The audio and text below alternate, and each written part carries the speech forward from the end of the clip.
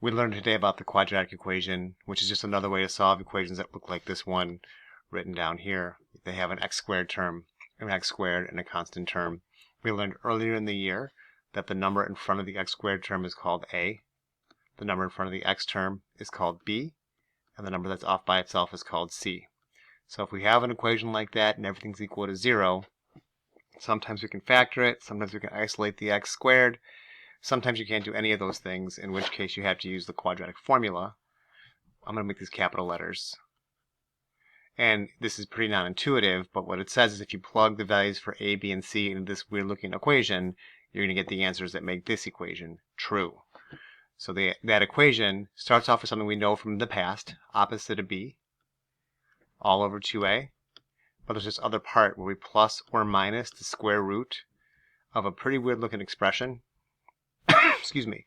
That expression is called the discriminant, and the expression is b squared minus 4ac.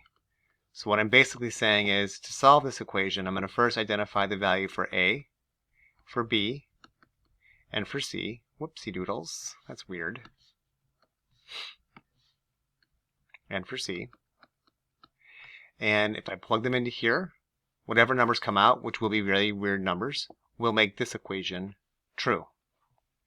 I like to always start off by finding the discriminant, which is, as I mentioned earlier, b squared minus 4ac. So in this case, I'll square this b value in my head. 3 squared is 9, minus 4 times a times c. I will usually use a calculator to figure out this part of things. So I type in 9 minus 4 times 5 times negative 4. Doing that gives me a value of 89.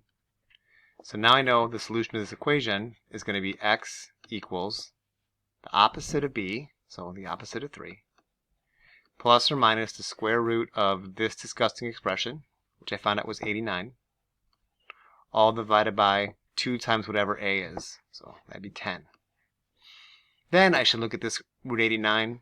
I should think about these perfect squares. That's supposed to be a 4. 4, 9, 16. So I'm thinking about these numbers. I'm trying to see if any of them go into 89 evenly. It turns out that none of these go into 89 evenly, so I can't simplify that radical. So I'm done. This is my final answer.